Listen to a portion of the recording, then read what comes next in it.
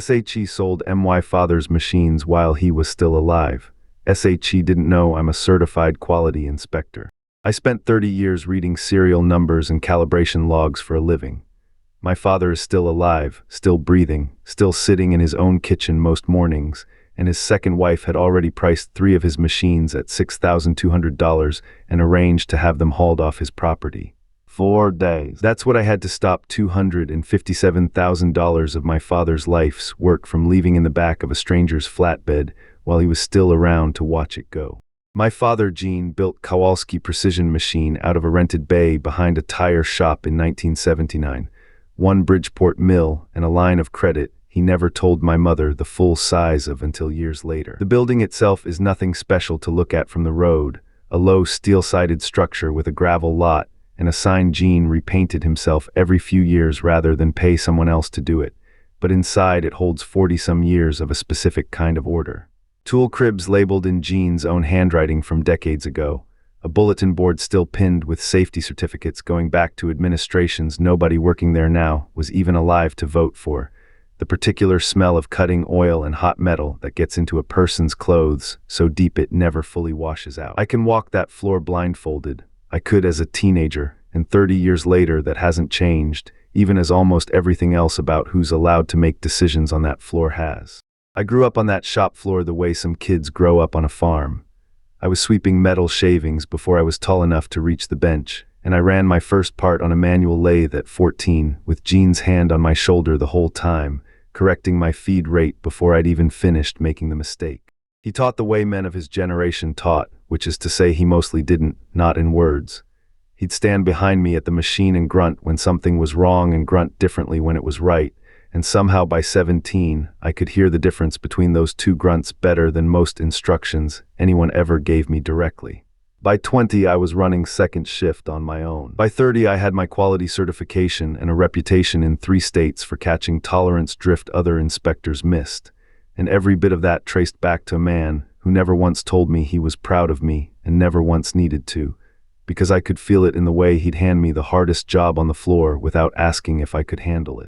The job that actually made the shop's reputation, the one Gene still brought up at least once a year, even after his memory started slipping on almost everything else, was a run of surgical instrument components we landed in 1988 for a medical device company 2 states over, tolerances tighter than anything we'd held before. Plus or minus 2/10,000ths of an inch on a run of 8,000 parts. Gene ran the first article himself, refused to hand it off to anyone else on the floor no matter how backed up we were on other jobs, and passed every single inspection on the first submission, a record the company's own quality engineer told him afterward he'd never seen from a shop our size. That contract ran for 11 years and effectively built the second half of the building we still work out of today. I think about that first article run more than almost anything else from those years, because it taught me, before I ever had the vocabulary for it, that the difference between a shop that survives and one that doesn't usually comes down to whether somebody's willing to slow down on the one part that actually matters.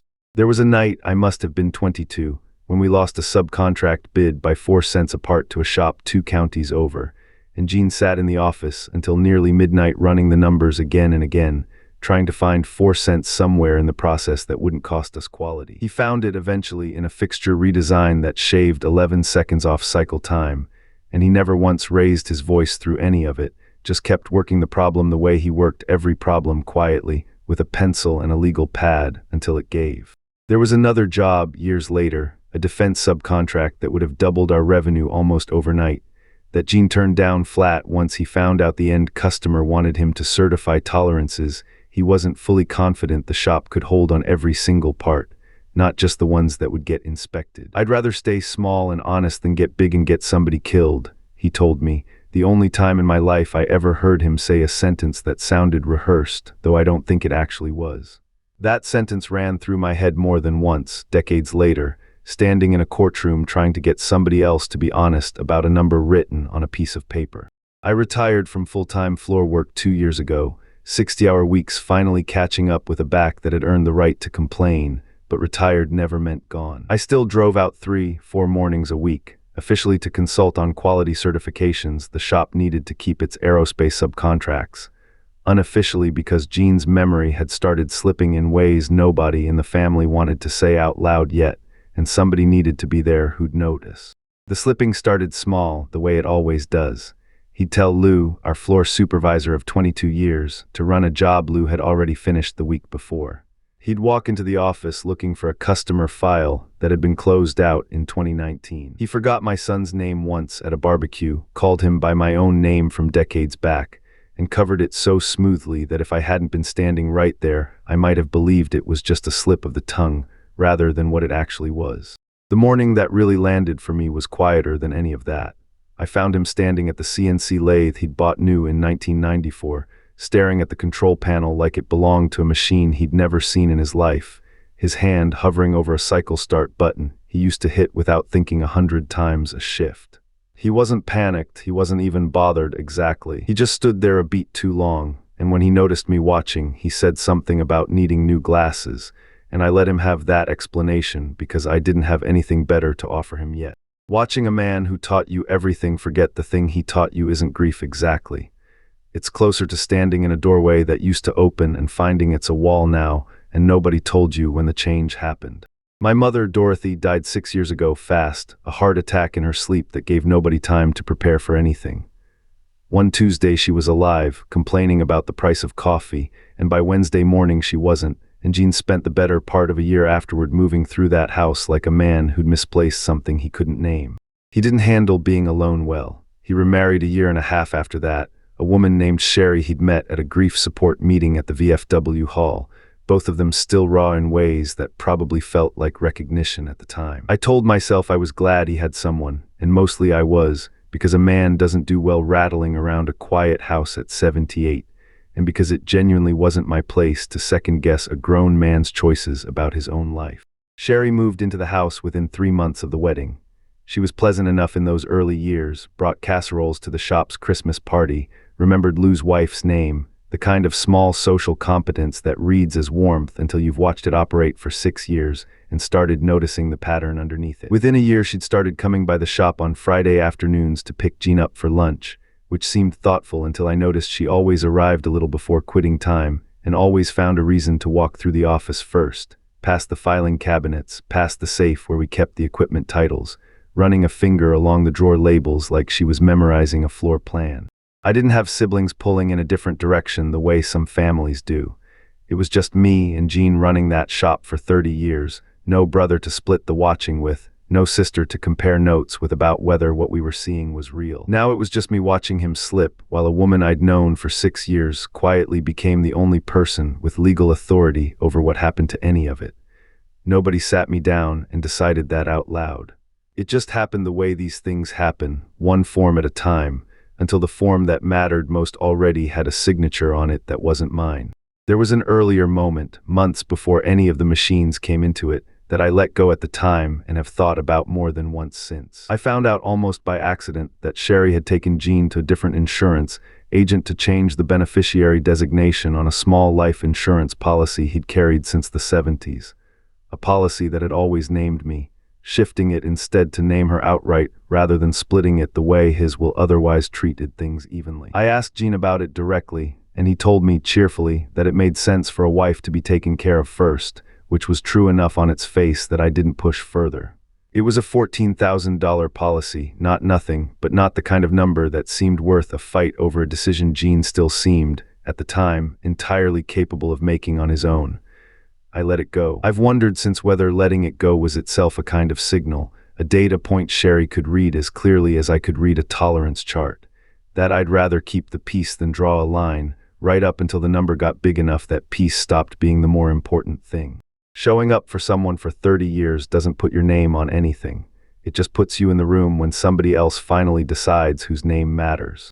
The incident that changed everything happened on a Tuesday in February, 6 weeks before any of this came to a head. Jean was alone on the floor for maybe 4 minutes while Lou stepped out to take a delivery, long enough for him to walk over to the Okuma lathe, a machine he'd run 10,000 times in his life, and start a job without engaging the safety guard he'd installed himself in 1997 after a near miss with an apprentice who'd needed 11 stitches and a story he still told at Christmas parties. Lou found him standing there afterward, the guard still open, a look on Gene's face like he genuinely couldn't remember why it mattered, why a man who'd installed that exact guard with his own hands would ever consider running the machine without it. It was pure luck, nothing else, that the material had jammed on the first pass, instead of throwing stock across the bay at a speed that would have taken someone's hand off at the wrist.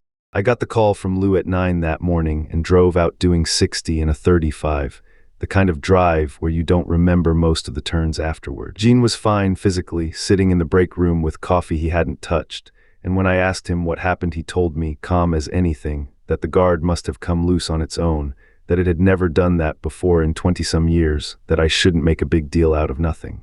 He believed it. That was the part that scared me more than the machine itself. He wasn't lying to protect himself. He genuinely didn't remember it any other way. I called his primary care doctor that same afternoon and asked, as plainly as I could manage with my hands still not quite steady, what a formal cognitive evaluation involved and how you go about requesting one for a parent who insists nothing is wrong. The scheduler told me the earliest opening was 6 weeks out. I took it. I didn't know yet that 6 weeks was going to matter more than I could have guessed, that somewhere in that gap, a different kind of clock had already started running that had nothing to do with doctors' offices. I told Sherry about the appointment that same night at the kitchen table, expecting some version of relief, because I genuinely believed at the time that we both wanted the same thing for him. She listened, nodded, said it probably couldn't hurt to check, said it in a tone so even I didn't think twice about it until much later. 2 days after that conversation, she filed paperwork with the bank to activate herself as sole agent under a financial power of attorney Gene had signed years earlier, naming me as backup, using language in the original document that let her trigger it unilaterally the moment she personally decided Gene needed help managing his affairs. She decided that Thursday. I found out about it the following Monday from Mr. Castellano at the branch, who mentioned it in passing while I was there for something unrelated, assuming I already knew, watching my face when it became clear I didn't. An incident that scares a family into finally seeing something clearly isn't always the incident that ends up mattering most. Sometimes it's just the one that opens the door for whoever gets through it first. My wife Carla noticed the toll before I let myself admit there was one. I got home that Monday night and must have looked worse than I realized, because she took one look at me in the kitchen doorway and put the kettle on without asking, the way she does when she already knows the conversation is going to run long. I told her everything I'd learned so far, the incident, the appointment, the power of attorney I hadn't seen coming. Carla had watched her own mother go through something similar a decade earlier, a stepfather who tried to quietly redirect a modest pension before anyone caught it, and she didn't sugarcoat what she thought this was going to cost me. "You're going to lose sleep over this," she said, "and you're going to second-guess yourself in the middle of the night wondering if you're the bad guy in this story instead of her. I need you to hear me say right now that you're not, because there's going to be a week in the middle of this where you forget." She was right about the week. It came right on schedule, somewhere around the pressure campaign, and I thought about that kitchen conversation more than once to get through it. Our daughter, Megan, 26 and living 2 states away, offered to fly in the moment I told her what was happening. I told her not yet, that what this needed most wasn't more people in the room, it needed paperwork done correctly and fast. She called Gene herself that week anyway, a 20-minute conversation about nothing in particular, she told me later, just wanting to hear his voice while it still sounded like itself. I didn't ask her what they talked about. Some things in a family are allowed to stay between the two people who had them. I didn't hear the phrase that made everything click into place until the following Sunday, over a dinner Sherry had invited me to at the house, which should have told me something on its own, since she'd never once invited me to a Sunday dinner in 6 years of marriage to my father. The table was set nicer than usual. Gene sat at the head of it, quieter than I'd ever seen him at his own dinner table, and Sherry brought it up herself, gently, the way you'd deliver news you'd already rehearsed more than once in front of a mirror. She'd been going through the shop's older equipment with Dustin, her son from her first marriage, who ran an industrial surplus business 2 counties over, and they'd identified 3 machines that hadn't turned a profitable job in years, sitting there depreciating, taking up floor space Gene didn't need any more now that the shop had scaled back. The CNC mill, the Okuma lathe, the same one from February, the surface grinder. Dustin had offered $6,200 for all 3, cash, and a crew to haul them out that Saturday, 4 days off. "It's just metal, Ray," she said, when I didn't answer right away, reaching over to pat Gene's hand like the gesture was for his comfort rather than mine. "Your father doesn't even remember what half of it does anymore." This is me trying to simplify things for him, not take anything from him. I asked her as evenly as I could manage whether Gene had actually agreed to sell his own equipment for $6,000, and she said he had that very morning. When I turned and asked Gene directly, he told me without hesitation that he thought Dustin was coming by to look at some scrap steel piled up in the backyard, not the working lathe he'd bought new for $60,000 in 1994 and had personally maintained every week since. I didn't argue with her at that table. I didn't yell, didn't raise my voice above a normal dinner volume, though something in my chest had gone very cold and very still. I finished my coffee, thanked her for the meal, hugged my father a beat longer than usual on my way out, and drove home with my hands tight enough on the wheel that they ached the next morning. 30 years of reading equipment logs for a living had already told me something she clearly didn't know, sitting there patting his hand. None of those 3 machines were anywhere close to worthless, and somebody had gone to some trouble to make them look that way on paper before Dustin's crew ever showed up with straps and a pallet jack.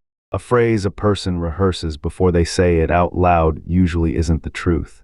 It's just the version of the truth they've decided will be easiest for everyone else to accept. Monday morning before the shop opened, I walked the floor with Lou first, machine by machine, the way I used to walk a floor doing formal quality audits years ago, before I ever touched a filing cabinet. We started with the Haas, Lou holding a flashlight while I got down on one knee to read the serial plate riveted low on the base casting. The numbers, slightly obscured by 2 years of coolant residue, nobody had bothered wiping off a machine that was supposedly worthless. 9 digits, a manufacturing date code embedded in the second and third positions, the way Haas has stamped every unit for over a decade, translating out to a build date in early 2019, matching our own purchase order down to the month. We did the same with the Okuma, pulling the maintenance binder that lived in a drawer built into the machine's own control cabinet, oil change intervals and spindle rebuild dates going back to the week we'd installed it, none of it matching the obsolete Preminus 2005 description on Sherry's inventory sheet. Lou remembered installing that spindle rebuild himself, remembered the vendor's name, remembered arguing with them over a 2-week delay on the part. None of that lives on a price tag. It lives in the memory of the man who did the work, which is exactly why paper is dangerous in the hands of someone who's never stood on that floor and watched the work happen. Only after that did I let myself into the office and pull the equipment file for all 3 machines out of the cabinet Sherry had been walking past for 6 years. Something in the paperwork stopped me before I'd even finished reading the first page. The internal asset tag on the CNC mill, the tag Sherry's inventory list used to describe it as obsolete, read a serial prefix that matched a machine we'd scrapped for parts back in 2011. A decade-old Bridgeport that had finally given out and gone for junk weight, model number and all. The actual mill sitting on our floor, the one wearing that tag today, was the Haas we'd bought new in 2019 after landing a bigger aerospace subcontract. A machine that had cost $85,000 brand new and still carried a manufacturer's serial plate that didn't match the paper tag hanging beside it by roughly 8 years and $40,000 of value. I checked the other 2 with my hands not quite steady. The Okuma lathe's tag described a machine roughly half its actual age, the numbers just plausible enough that nobody, without a reason to look closely, would ever question them. The surface grinder's paperwork listed a maintenance history that stopped cold in 2015, 4 years before we'd sent it out for a full rebuild. A rebuild that came with its own signed certification. I found that certification 20 minutes later, not missing, just misfiled, tucked into a folder labeled under the rebuild shop's own name instead of the grinder's, exactly where nobody searching for equipment records by machine would ever think to look. Somebody had swapped the asset tags on 3 working machines to make them match retired ones, on paper, sometime in the last several months. I didn't know yet whether that was Sherry or Dustin, or the 2 of them working it out together over a kitchen table not unlike the one I'd just been sitting at. At that point, I didn't especially care which. What I knew, standing alone in that office at 7 in the morning, with 3 mismatched folders spread across the desk, was that the $6,200 number wasn't a mistake born out of not understanding machinery. It was a number built specifically to survive a glance from someone who wasn't going to check. I called Lou back in and showed him what I'd found. He'd worked those machines himself for 2 decades and didn't need convincing. Somebody's been in these files who doesn't know what they're looking at, he said, or somebody who knows exactly what they're looking at and is counting on nobody else checking. He offered, without my asking, to write down everything he remembered about the machine's actual history, dated and signed, in case anyone ever needed it in writing. I told him I hoped nobody would. I didn't believe myself even as I said it. I called Patricia Rinaldo that same morning, an elder law attorney a colleague had used 2 years earlier for his own mother's situation, and laid out everything in about 15 minutes flat, my voice steadier than I felt. She asked me one question before anything else: had my father been formally evaluated for capacity yet by anyone? I told her the appointment was 5 weeks out. She told me that gap was the entire problem, and that it was fixable, but only if we moved fast today, not next week. I didn't panic reading those mismatched tags. I photographed every one of them, careful, methodical, the same way I'd photograph a failed part for a customer report. Patricia laid out the actual mechanics of it for me that same afternoon, over the phone, in the kind of plain language I badly needed after a morning spent staring at forged asset tags. A financial power of attorney doesn't override a person's own ownership of their property just because someone else is managing the paperwork, she said. What it does is create an opening, especially with an aging owner whose capacity is already in question, for someone holding that authority to move assets fast before anyone with standing to object gets organized enough to stop them. The tool that stops it isn't a probate objection, she explained, because nobody had died. It's an emergency petition, filed with the county's Elder Law Division, asking a judge for a temporary protective order freezing a vulnerable adult's property specifically, paired with a formal report to Adult Protective Services that triggers their own independent investigation running on a parallel track. People assume APS only steps in after something's already gone wrong, Patricia told me. The whole point of an emergency freeze is catching it before that becomes true. She also told me something I hadn't considered. The freeze, once granted, doesn't just stop a sale that hasn't happened yet. It voids any transfer that goes through after the petition is filed, even if somebody's already shaken hands on it, even if cash has already changed hands informally in a driveway or a shop lot, which meant the $6,000 deal with Dustin wasn't safe for either of them the moment I got paperwork in front of a judge. I drove to the county courthouse myself Wednesday morning rather than leave the filing entirely to Patricia's office, because 30 years of paperwork instincts told me I wanted to watch this go in with my own eyes. The Elder Law Division shared a floor with the county's small claims court, a waiting room lined with the same molded plastic chairs as every other government office I'd ever sat in.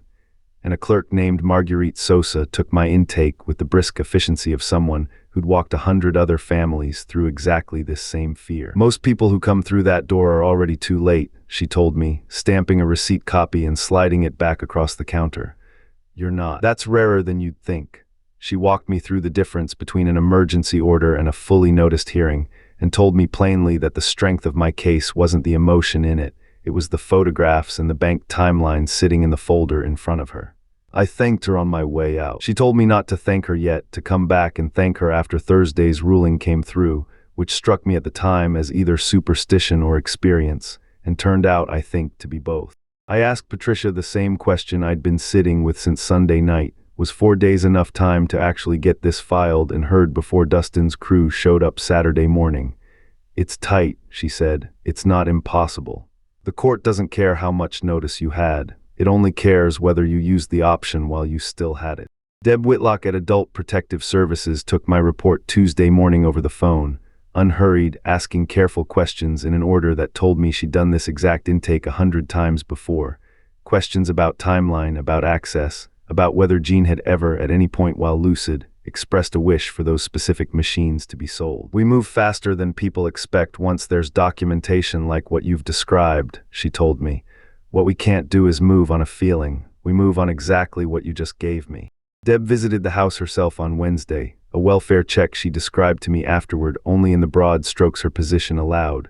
A private conversation with Jean alone in his own kitchen while Sherry stood in the next room, unable by law to sit in on it. Jean told Deb, among other things she was able to share, that he trusted his son to handle the money stuff. And when she asked him directly whether he remembered agreeing to sell his machines, he told her he remembered Dustin coming to look at scrap in the yard, the same story he'd given me at that Sunday table, unprompted and unchanged. Deb's report, filed the same afternoon, corroborated everything Patricia and I had already put in front of the court, and added something neither of us could have supplied ourselves. An independent state agency's own finding that Jean's account of events didn't match the paperwork Sherry had filed. I filed the sworn declaration with Patricia's office that same evening. Description of the 3 machines, the mismatched asset tags with photographs attached, the timeline of the financial power of attorney's activation 4 days after I'd mentioned scheduling a cognitive evaluation, Lou's signed statement folded in behind it. Patricia appeared before a judge alone that Thursday afternoon, the way an emergency ex parte petition typically works. No notice required to the other side given the urgency, though she called me the moment she walked out of chambers with the signed order still warm from the printer. Judges don't love granting these without hearing both sides, she told me, but she read the timeline the same way I did. 4 days between a mention of a cognitive evaluation and an activated power of attorney isn't a coincidence a judge can look past. I picked the signed order up from her office myself at 4:40 that afternoon, 20 minutes before it would have been too late to matter, and read it twice in the parking lot before I trusted it was real. If someone in your own family has ever tried to move something out from under a parent while that parent was still standing right there, tell me in the comments. I want to hear how you caught it. And if you want to see whether 4 days was actually enough, hit subscribe now, because Saturday still hadn't happened yet. Saturday morning, 8 o'clock, I was standing in the shop's gravel lot when Dustin's flatbed pulled in. A rigging crew of 3 behind him already unloading straps and a pallet jack like the job was routine. Like nothing about that morning was different from any other pickup they'd made 100 times before. I had the signed order in a manila folder, and I handed it to him before he'd even cut the engine. He read maybe the first paragraph before he looked up at me the way people do when they realize the ground under a plan has already shifted without their permission. "This is insane," he said. "It's some old machines, man, not a bank vault." I told him a court in this state doesn't care what kind of property it is, only whether somebody tried to move it before a judge had a chance to look at it, and that every machine on that floor was now covered whether he liked the paperwork or not. Sherry arrived 20 minutes later, in time to find her son's crew standing around a flatbed they couldn't load, and me holding a folder she clearly hadn't expected to exist. Her face did something complicated when she saw it, somewhere between anger and a calculation running behind her eyes. "You had no right to go behind my back like this," she said, and I told her, as evenly as 6 years of biting my tongue had trained me to, that I hadn't gone behind anyone's back. I'd gone in front of a judge in the open with my name on every page. Jean came out onto the porch partway through, drawn by the sound of the truck, and stood there in his slippers looking confused by the crew standing around doing nothing.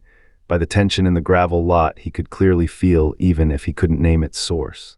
He asked me quietly if everything was all right. I told him it was, and for once that wasn't even a lie, not exactly.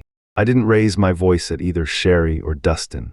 I called Lou over to witness the crew leaving empty-handed, and I wrote down the time in the small notebook I still carried out of 30 years of habit, the same notebook I'd used to log tolerance readings for most of my career. Stopping a truck in a gravel lot isn't dramatic. It's the least dramatic thing you can do, and it's the only thing that actually holds up later. The 3 weeks after that were quieter than I expected on the surface, and considerably louder underneath it, which in hindsight should have told me something was building somewhere I couldn't fully see yet. Sherry stopped calling me directly and started calling my father's older sister, my Aunt Joan, instead, feeding her a version where I'd humiliated Sherry in front of a hired crew over nothing, where I was the one destabilizing a fragile old man for the sake of some grudge nobody could quite name. Joan called me herself upset, repeating almost word for word a phrase Sherry had apparently used at a family lunch. That I'd made a scene in the driveway like a lunatic over a couple of old machines nobody even used anymore. I told her the machines weren't the point and never had been. That the point was a financial power of attorney activated inside the same week I'd mentioned a cognitive evaluation, and I could hear her go quiet on the other end of the line, recalculating. Thanksgiving fell right in the middle of that same stretch, and Jean wanted everyone at the house the way he always had, and nobody had the heart to tell a man with a fading memory that this particular year might be better spent apart. So I went, Carla beside me, and found the dining room set for 11 the way it always was, Sherry's sister Paula and her husband down from 2 states over, Aunt Joan and her own grown kids, Dustin conspicuously absent, which told me at least one person in that house understood how the afternoon was likely to go. Gene sat at the head of the table and said grace the same way he had for 40 years, thanking God for the shop, for his family, for another year of both, and for about 10 minutes the whole table managed something close to normal. It didn't last. Somewhere around the pie, one of Sherry's relatives leaned across the table and asked me, not unkindly but not gently either, whether I really thought it was worth tearing this family apart over some old lathes. I told him I didn't think I was the one who'd done any tearing, that a financial power of attorney activated 4 days after I mentioned a cognitive evaluation had done that on its own. And the table went quiet in the specific way a room goes quiet when everyone at it already half knows the answer and had been hoping nobody would say it out loud. Sherry didn't engage directly. She refilled water glasses and asked Carla polite questions about Megan's job 2 states away, the kind of surface-level hospitality that let her avoid the actual conversation happening 6 inches to her left. Gene, for his part, seemed to sense the temperature shift without following the content of it, the way he'd started sensing most tension by then, and asked into a lull whether anyone wanted to hear about the surgical parts job from 1988 and told the whole story again, word for word close to how he always told it, and the table let him, grateful for anywhere else to look. I left that dinner 2 hours after I'd arrived, earlier than usual, and Aunt Joan followed me out to the car, arms crossed against the cold, and asked me straight out whether I actually believed Sherry had planned this before Gene's memory ever started slipping, or whether it had come together after, in the scramble of watching a husband decline faster than she'd expected to handle alone. I told her I genuinely didn't know, and that I'd stopped needing to know in order to do what the paperwork required. She stood there a moment longer than I expected, then hugged me, which she doesn't do often, and told me she'd call me during the week. She did, and she's called most weeks since. Paula, Sherry's younger sister, called me one evening that same week, and I almost didn't pick up, expecting another round of the same pressure. Instead, she asked, quietly, whether I actually believed Sherry had done this on purpose, or whether I thought it had just gotten away from her. I told her I didn't know which one it was and had stopped needing to know in order to file the paperwork, that either way the machines were real, and the timeline was real regardless of what was or wasn't in Sherry's heart when she signed anything. Paula went quiet for a second, then told me, unprompted, that their own father had done something similar to their mother near the end of his life, moving money around to protect it, and that Sherry had been the one who caught it that time, years before any of this. I don't know what to do with that, Paula said, now that it's her doing it to somebody else. Neither did I, honestly. I didn't say much else, I just listened.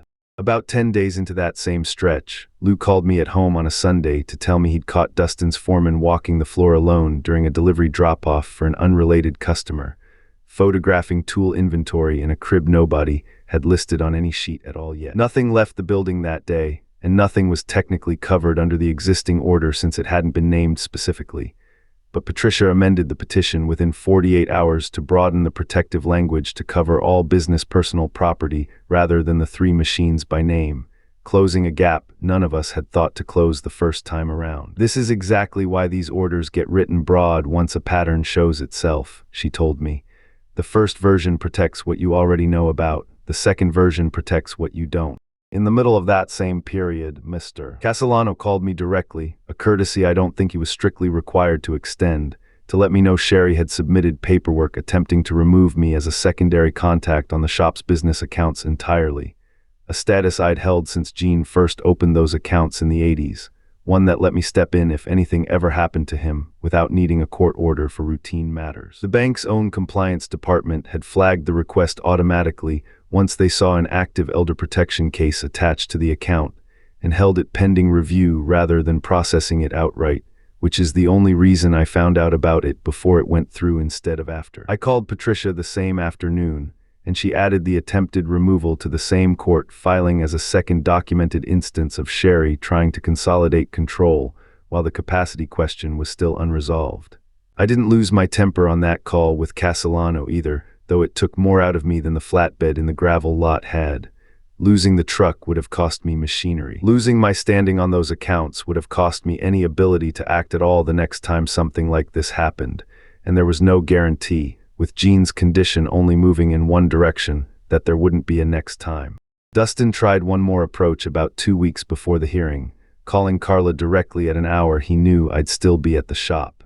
suggesting she might want to talk some sense into me before I ruined the whole family over some rusty equipment. Carla, who does not scare easily and had been waiting for exactly this kind of overreach, told him plainly that she'd read every page of the appraisal reports herself and found the math considerably less rusty than he apparently hoped it looked, and that he should expect a call from Patricia's office about contacting a represented party's spouse directly. He didn't call again after that. Dustin, for his part, also hired his own equipment appraiser, a man he knew from the surplus trade, who came out to the shop on a weekday I wasn't there and valued all 3 machines, combined at $11,000, roughly what a scrap buyer pays for equipment being sold for its raw steel weight rather than its working condition. He wasn't certified through any of the machinery appraisal societies that carry weight when a court is deciding between competing numbers. He ran a resale lot 2 counties over and did walk-through valuations as a favor to clients like Dustin, cash under the table, no paper trail beyond a 1-page letter on plain printer stock. I didn't argue with his number out loud. I sent his report, along with my own 30 years of quality certification credentials and the photographed serial mismatches, to Patricia, and asked what happens procedurally when 2 wildly different valuations land in front of the same judge on the same case. The court orders an independent one, she told me. Certified, paid out of the estate assets currently frozen, and neither side gets to pick who does it. The independent appraiser was a certified machinery valuator named Robert Ashcroft, who'd spent 20 years assessing manufacturing equipment for insurance claims and bankruptcy proceedings before he ever set foot on our floor. He arrived with a laptop, a set of calipers, and a manner that told me within the first 5 minutes he'd seen every kind of paperwork trick a family could try on inherited or contested equipment.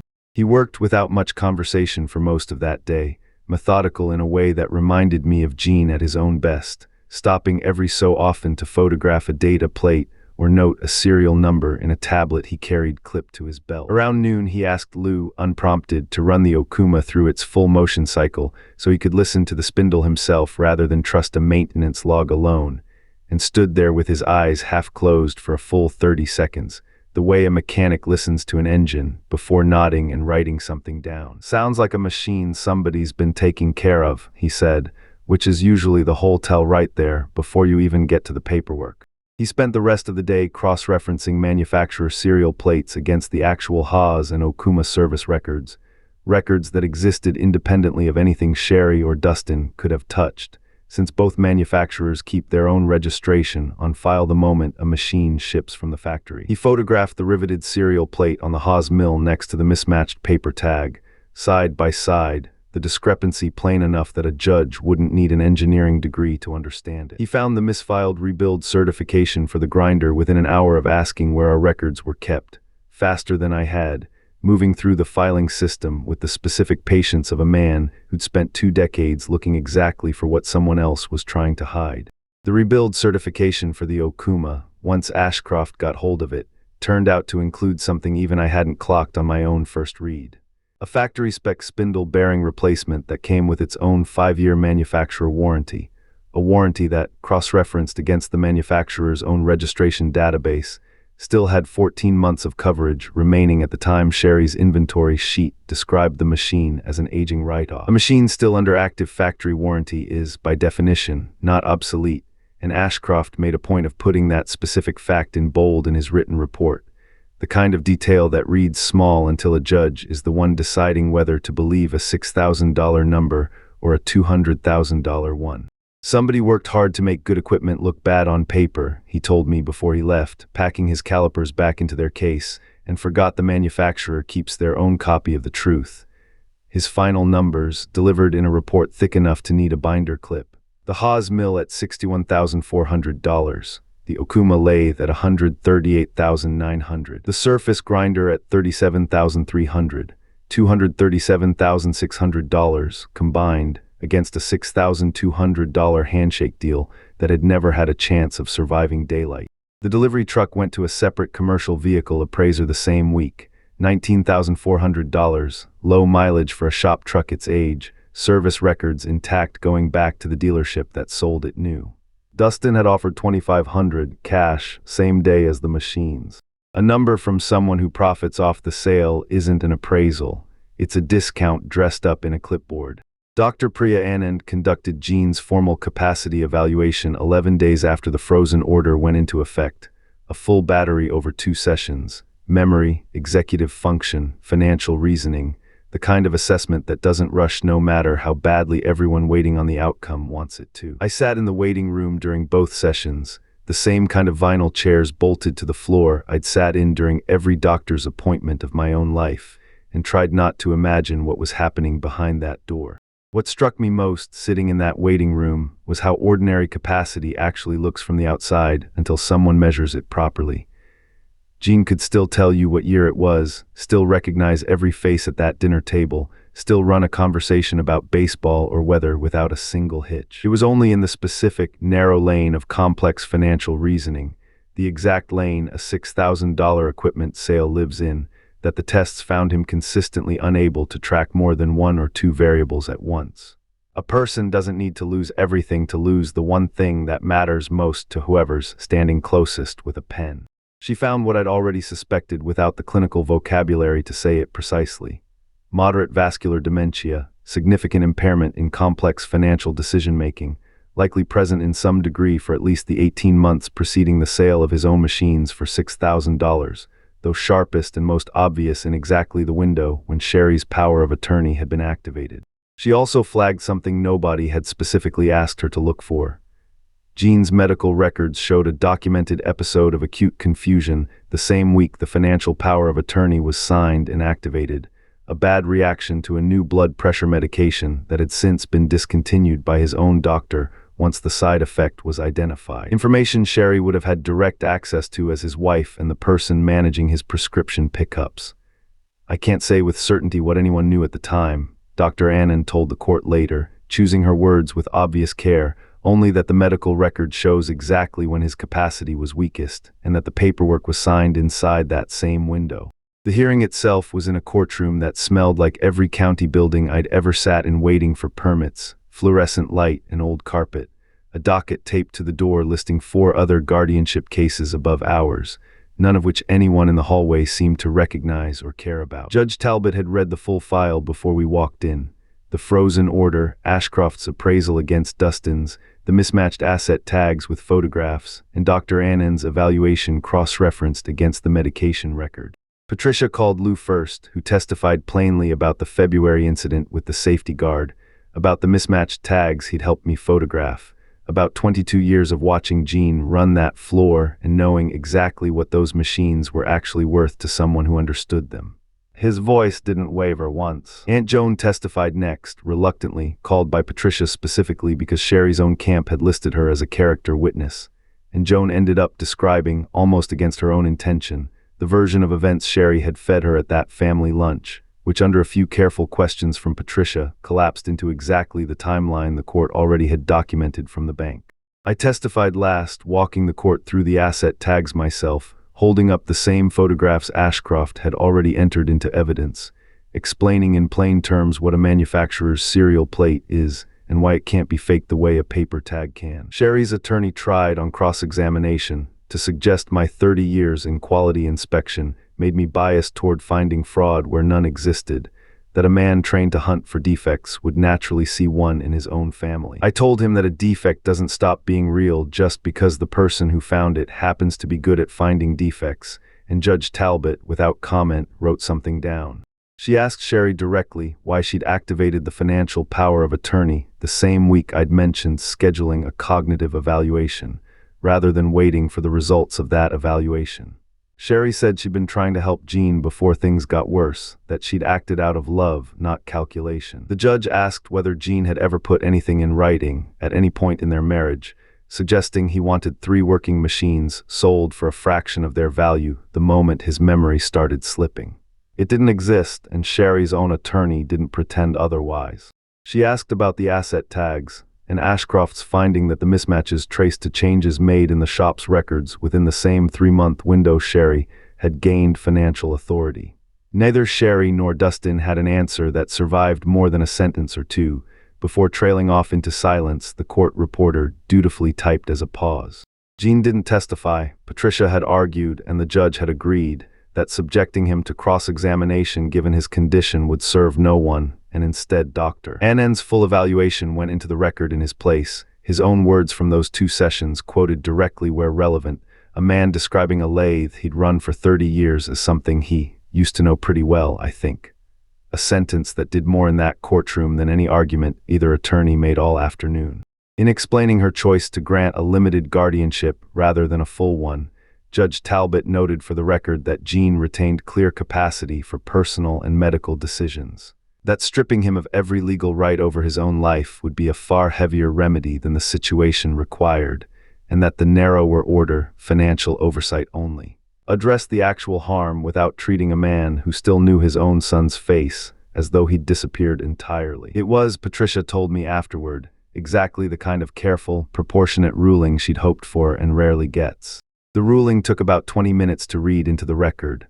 A permanent limited guardianship over Jean's financial affairs, granted jointly to me and Patricia's office rather than to Sherry alone, with all future major asset decisions requiring court oversight. The 3 machines and the truck restored to the business at their full appraised value, with the frozen order made permanent against any future informal sale.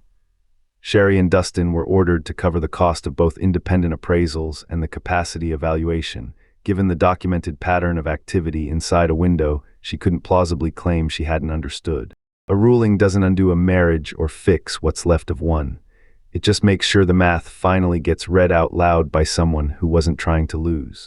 Sherry's attorney filed a motion to reconsider about 5 weeks after the ruling, which Patricia told me happens more often than people expect, a formality some lawyers feel obligated to try before a case truly closes. The argument was thin from the start, that Ashcroft's prior work on an unrelated bankruptcy case 11 years earlier had briefly touched a company where Dustin's late father once held a minor stake.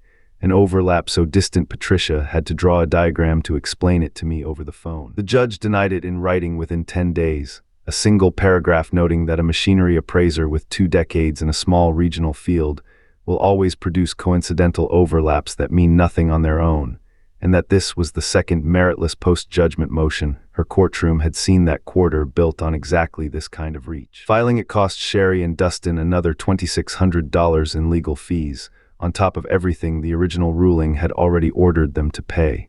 Nobody made them file it.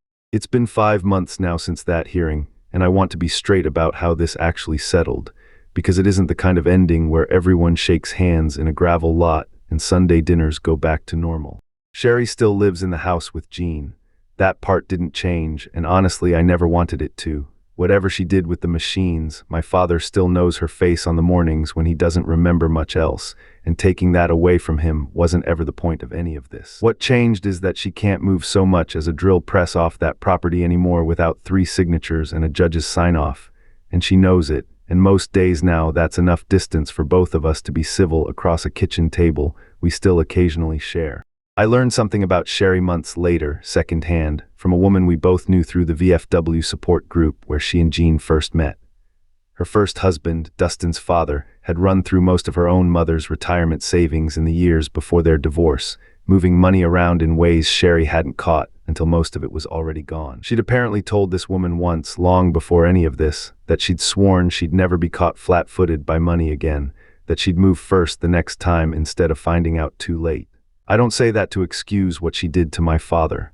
Knowing where somebody learned to be afraid doesn't make what they did with that fear any less costly to the person on the other end of it. But it changed a little how I think about that Sunday table, the rehearsed sentence about metal and memory, the crew that never actually got to load anything because I got there first. Dustin and I don't speak. His surplus business took a hit once word got around the trade about the appraisal fraud finding, which wasn't my doing, just the natural cost of running a resale lot on a reputation you've spent poorly. Aunt Joan calls me every couple of weeks now, which she never used to do, mostly to ask how Jean's doing, and I think we both understand what those calls are really about without either of us saying it directly. Lou still runs the floor, same as he has for 22 years, and the Haas Mill is back where it belongs, running the same aerospace contract it was built for, wearing an asset tag that finally matches the machine bolted underneath it. I go out most mornings still, coffee in hand, and some days Jean remembers exactly what that machine does and tells me about the day it arrived on a flatbed in 2019, describing the delivery in more detail than I remember myself. Some days he doesn't remember at all, and I've stopped needing every day to be the first kind. I used part of the settlement to do something Gene would recognize as himself rather than as me.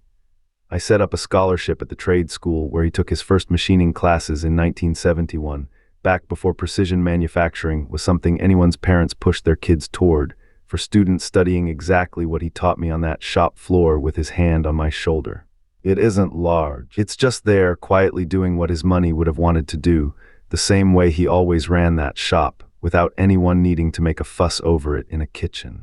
Christmas came 4 weeks after the ruling, the first since all of this had settled into whatever shape it was going to settle into, and I drove out to the house, not knowing exactly what to expect. Sherry answered the door herself, and for a second neither of us said anything, and then she stepped back and let me in the way you let in family, which I suppose, awkwardly and imperfectly, we still are. Gene didn't remember much about the year behind him, but he remembered it was Christmas, and he remembered where the good chair was, and he sat in it telling the same 2 stories he always tells at Christmas, and for about an hour it felt almost like nothing had happened at all, which was its own strange kind of gift. I've also started doing something I put off for 20 years longer than I should have, which is getting my own paperwork in order, my own power of attorney language tightened up with Patricia's help, my own accounts structured so that no single person could ever move fast on my behalf the way Sherry moved on Gene's. Carla and Megan both know exactly where those documents live now. I didn't wait for a reason beyond the one I'd already lived through. Watching what almost happened to my father was reason enough. I drove Gene out to the shop myself 2 Sundays ago, quiet, no reason for it beyond wanting him to see the floor with the machines back where they belonged. He stood at the Haas mill for a long minute, ran his hand along the housing the way he used to check for vibration decades ago out of pure habit, and told me it looked like a good, solid machine. I told him it was. He didn't ask whose it was, and I didn't need him to. On the drive home he asked me, out of nowhere, whether I remembered the 4 cents a part job from all those years back, and told the whole story back to me correctly, start to finish, better than I could have told it myself that week. I didn't say anything about which days were the good kind anymore. I just let him tell it. 30 years on that shop floor, never once put my name on a single piece of paper that mattered until the day I needed it to. It's there now, and that's the only place it ever needed to be. That's my story. 2 machines that once wore the wrong tags, a truck that almost left on a flatbed, and a $6,200 handshake that turned into a $257,000 correction once somebody finally read the serial plates. If you've ever watched someone move fast on a parent's things while that parent was still standing right there, tell me what you did about it in the comments. I read every one of them. And if you want the next story like mine, hit subscribe. It's the only reason a channel like this keeps finding them. 30 years of reading equipment logs taught me to check the number stamped on the machine, not the one written on the tag somebody else attached to it. There's already a video on this channel about a woman who spent 30 years appraising other people's inheritances for a living, and the one time it was her own, her brother still tried to price her out at $800 for something worth $214,000. He'd been sitting on a piece of paper the whole time that gave him the legal right to sell it out from under her, one that had already expired the moment their father died, and nobody in that family had realized it yet. Go watch that one next. You'll see exactly how a 4-day countdown and a hallway painting nobody ever looked at twice turned $800 into $214,000.